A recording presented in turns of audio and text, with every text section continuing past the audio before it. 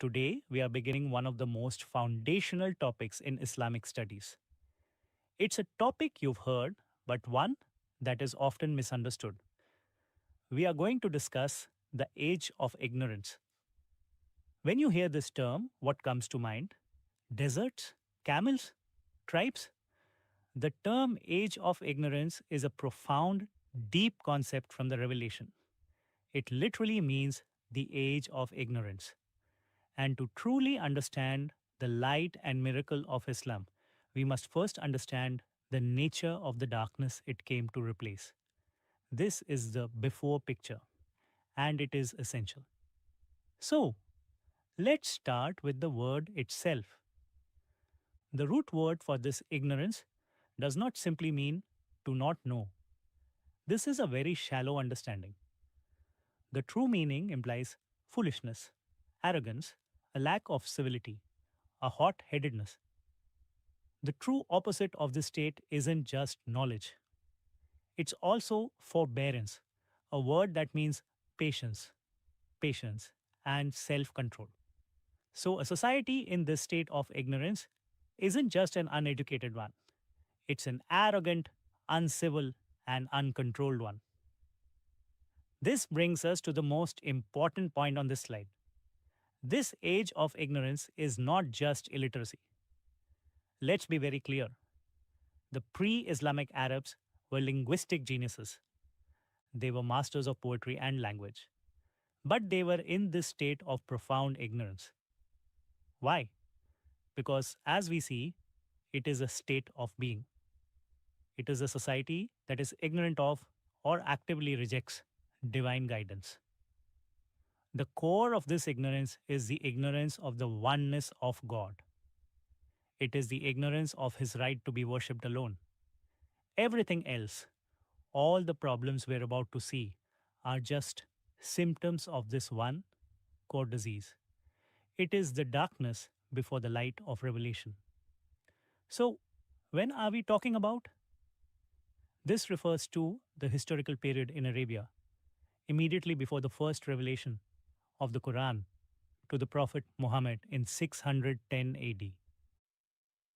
This was the culmination of centuries of deviation from the original monotheistic faith of Prophet Abraham. This was the darkest point just before the dawn. And where are we? The Arabian Peninsula, specifically the Hejaz region, containing cities like Makkah and Yathrib, later Medina. This place is critical. It was a nexus of trade, but it was also a political vacuum. It wasn't part of the Roman Empire. It wasn't part of the Persian Empire. This is key. Why? Because it meant that the customs and traditions of the people, no matter how devolved, were the only law of the land. Now, let's zoom out. The civilized world was dominated by two superpowers in a state of constant war: the Byzantines, Eastern Romans, and the Sasanians, Persians. They looked at Arabia as a backwards, ungovernable desert full of warring tribes. They didn't want it. This isolation allowed the practices of this ignorance to grow without any external, legal, or moral check, becoming the only law of the land. This brings us to our first major section, and it is the most important one. You cannot understand this age of ignorance without understanding polytheism. All the other problems we will discuss, the tribalism, the infanticide, the injustice, they are all just symptoms of this one core spiritual disease. Now, we must be precise here. Did the pagan Arabs deny God? No. If you asked a member of the Quraysh, who created the heavens and the earth? Who sends the rain? They would say God. So, what was their polytheism? It was the belief in intercessors. They would say, we only worship these idols so that they may bring us closer to God. They had set up partners with God, taking away his sole right to be worshipped. And where was the center of this? It was the Kaaba in Makkah. The house built by Prophet Abraham and Ismail for the worship of the one true God had become the central hub for idolatry in all of Arabia. It was filled with over 360 idols. Imagine that. A complete desecration of its original purpose. And these weren't just random statues, they had names, personalities, and functions. The revelation refutes them by name. You had Al-Lat, Al-Uzza, and Manat. These were worshipped as goddesses. The revelation directly refutes the idea of God having daughters. Manat, for example, was the goddess of fate and destiny. What does that do? It denies God's ultimate control over destiny. Each idol was a direct theft of one of God's divine attributes. When you don't have pure monotheism, your life is filled with fear and superstition. You have no direct line to God, so you seek answers elsewhere. They went to soothsayers who claimed to get information from spirits to predict the future. They used divination arrows. A person would use arrows, one marked do, one do not, one blank, to make major decisions. They believed in omens from birds, taking bad omens from the flight of birds or other natural events, letting it control their lives. All of these replace reliance on God with reliance on superstition. All right, so the spiritual life is a total mess. It's built on polytheism. Now, what about the social order? If God is not your ultimate source of loyalty, something else will be. And for the pre Islamic Arab, that something was the tribe. This brings us to our second key term, blind tribal fanaticism. This blind tribalism is a concept you must understand. It was encapsulated in their slogan, support your brother, whether he is an oppressor or is oppressed. Think about that. Your loyalty was to your blood, not to truth. If your cousin murdered someone, you defended him. Why?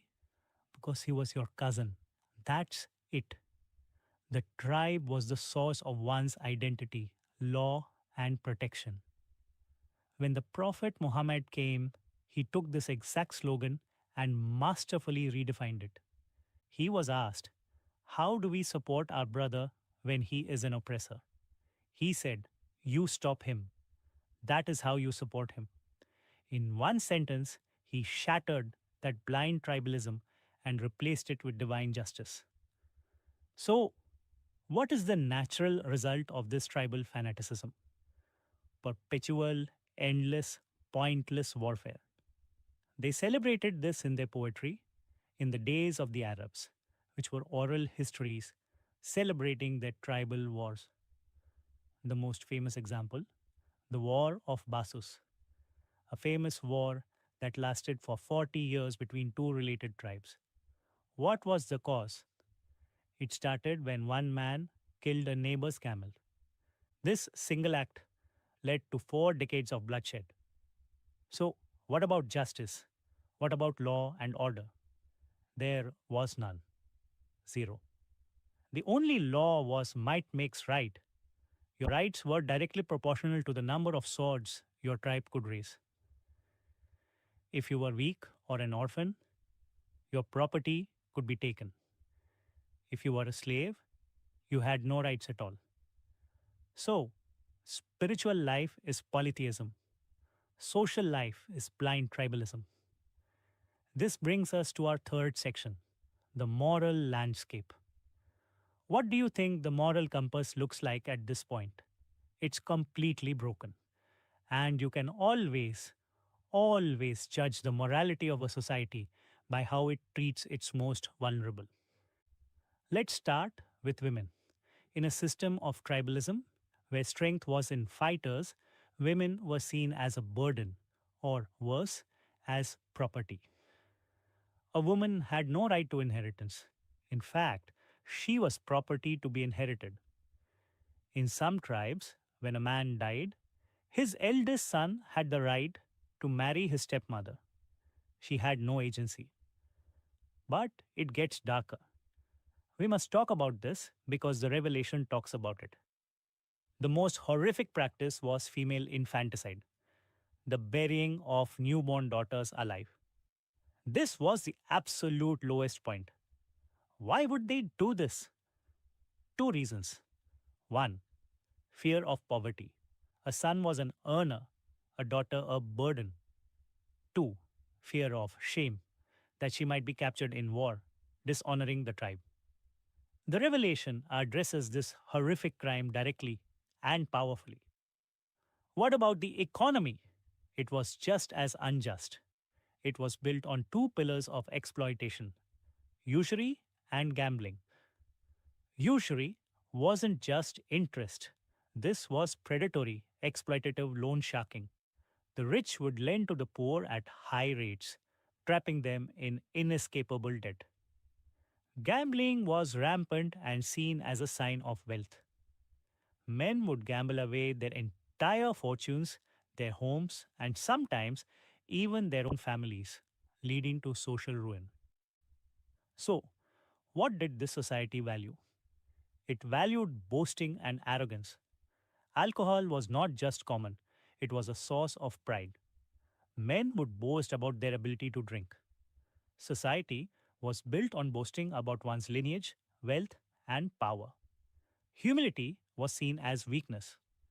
Their poetry was primarily used to boast about one's tribe or to write satirical poems that brutally insulted rival tribes, often sparking wars. Were the Arabs just evil? No. They had some powerful, positive virtues. They were incredibly hospitable. They were courageous. And if they gave you their word, they would die to keep it. So, what was the problem? These virtues were unguided. Islam did not come to destroy these traits, it came to purify and redirect them. It took their bravery, which they used for tribal wars, and said, be brave for the sake of God. It took their loyalty, which they used for the tribe, and said, be loyal to the community. It didn't destroy the engine, it just grabbed the steering wheel and pointed it toward God. The first command from God in the middle of the age of ignorance was knowledge, the antidote, the cure. It was given in the very first word. Polytheism was replaced by the oneness of God. Tribalism was replaced by the community of faith. Oppression was replaced by divine justice. Superstition was replaced by reliance on God. And ignorance was replaced by sacred knowledge. This table summarizes it all. You can see the Arabic terms on the slide, but let's walk through the transformation in plain English. For belief, polytheism and idols were replaced by pure monotheism. For loyalty, tribalism was replaced by the community of faith. For justice, might makes right was replaced by divine law and equality. For women, being treated as property and female infanticide was replaced by being honored with given rights and identity. For economy, predatory usury and gambling were replaced by charity and fair trade. And the core value, arrogance and boasting, was replaced by God consciousness and humility. So, we've finished the history. But let me ask you this: is this age of ignorance over? No, it is not just a historical period, it is a state of being. Any person, any society, at any time in history, even today, that is ignorant of God's guidance and prefers its own desires, is in that same state of ignorance. Thank you for your attention. I would be happy to take any questions.